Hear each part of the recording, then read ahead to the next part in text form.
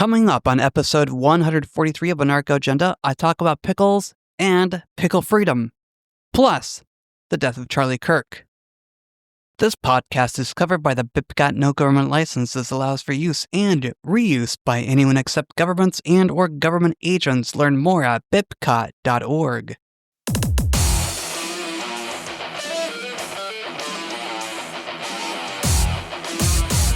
My girlfriend loves to tease me about liking pickles. She doesn't like pickles, but she loves to tease me about liking pickles. This is episode 143 of Anarcho Agenda. I'm Riley Blake. In Manchester, New Hampshire, a man was selling pickles to his neighbors, a small amount of pickles, and the city of Manchester chose to shut him down. I can understand why they would. Pickling is a complicated process. You wouldn't want to poison people by canning them wrong or bottling them wrong or giving your neighbor botulism, so I can understand why they would. However, as a libertarian, I would say that we are too focused on safety. We are too focused on making people safe, rather than letting people assume the risks they want to assume in order to buy and sell the goods they want to buy and sell. For example, I enjoy drinking raw milk. I can do so here in New Hampshire, but if I were to announce that on social media, there would be people in my comment section saying, "You can't drink that, it's dangerous. How dare you? You might get salmonella and die. We can't have that."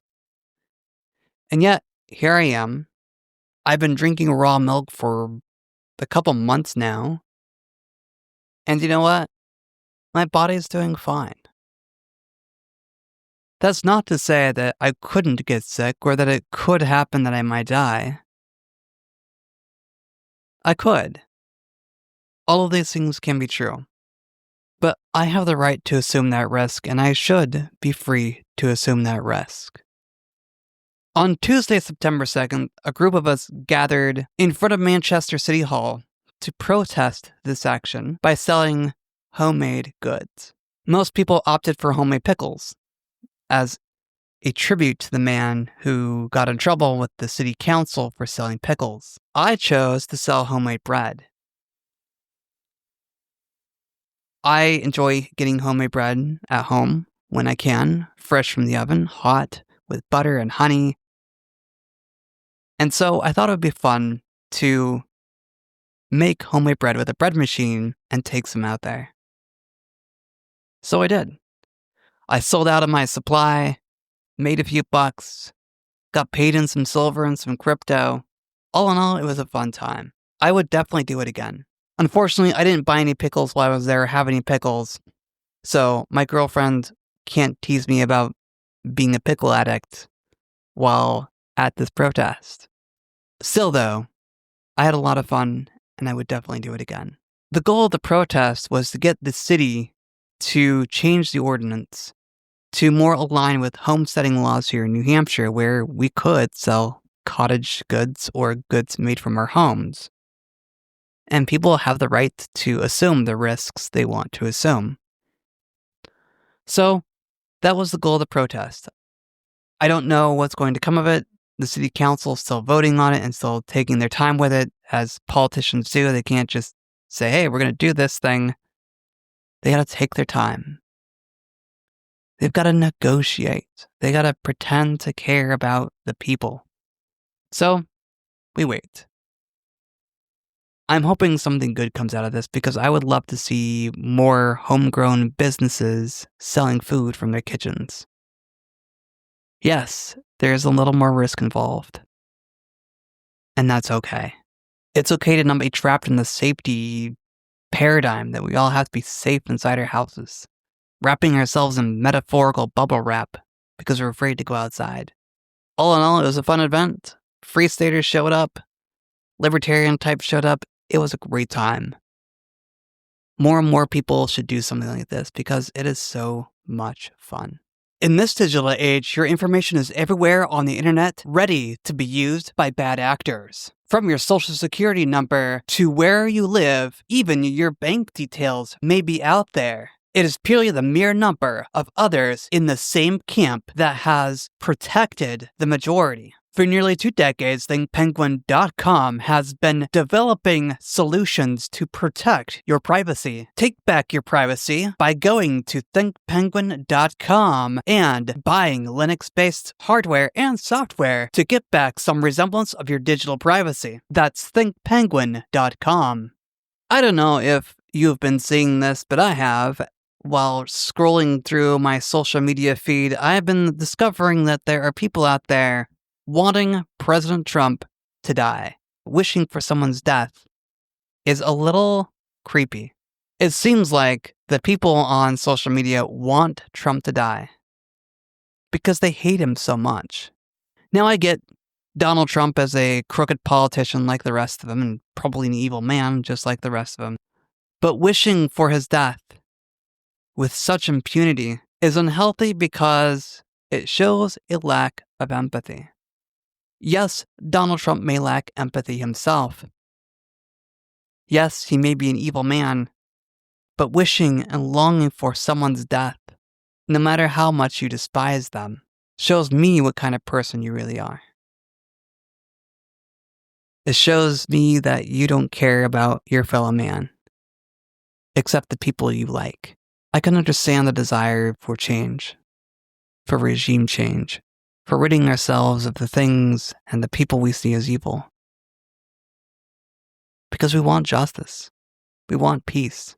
Longing for it at the point of a gun or the edge of a sword isn't healthy either. So the solution is, let's not wait for Trump to die. Let's not wait for a politician to come in and save us and save our country. Maybe instead, we should gather and create the things we want to see in the world. On September 10th, Charlie Kirk was gunned down in Utah at Utah Valley University. He was talking to students, having debates with them, something he normally does. But his discussions were cut short by a bullet to the neck, a bullet to his voice, a wound that may create a turning point in America. This killing has been mocked by many people, and there are many people who have no empathy for Charlie's family, who would deflect that emotion to somewhere else, to their favorite causes, to their political opinions. And that is the biggest tragedy of all, that there are people who would rather politicize this event for their gain, for their side, whether it's Donald Trump ordering flags be lowered to half-mast for his favorite person, or people on the left, or wherever they are on the spectrum of the political zoo we find ourselves in, advocating that he deserves this for his positions on things. No one deserves murder, especially being gunned down in cold blood in front of his wife and kids. When Donald Trump was shot at last year, I didn't rejoice. I may not like the man. I may find him to be a disgusting statist. But at the same time, rejoicing over someone's death is a vile, disgusting act. Earlier in this episode, I talked about people longing and wishing and wanting to celebrate the fact that Donald Trump may die. And it's the same thing here. This time they got to see someone die. This time they got to see someone murdered, someone they absolutely dislike murdered in cold blood. And here they are, rejoicing. Here they are, saying, oh, well, it's bad that he died, but leave it at that. Just leave it at this bad that he died. Say no more. I don't know what the solution is here, except serve your neighbor. Serve those around you. Lift up the hands that hang down, strengthen the feeble knees, things like that. Because at the end of the day, we're all struggling. We all have opinions that are not going to be liked by our friends, by our neighbors, by anyone. But really, once we know their story, we can't help but love them. My youngest sister and I talked about Charlie Kirk because she's a fan of Charlie Kirk. And she's also a wife and mother to kids. And this tragedy has affected her deeply because she's thinking about Charlie's wife going through the things she's going through now. No woman should have to carry that burden. Watching her husband be murdered on stage. No wife should have to raise kids alone without a father. And so, with the death of Charlie Kirk, instead of blaming and name-calling, let's pick a different path. Let's choose a better journey for all of us. This concludes episode 143 of Anarcho Agenda. I'm Riley Blake. If you like my show and you like my content, support me on Patreon at patreon.com/crblake86. That's patreon.com/crblake86. Also, don't forget to check out my advertiser at thinkpenguin.com. Thank you very much for listening. Catch you next episode. Worms.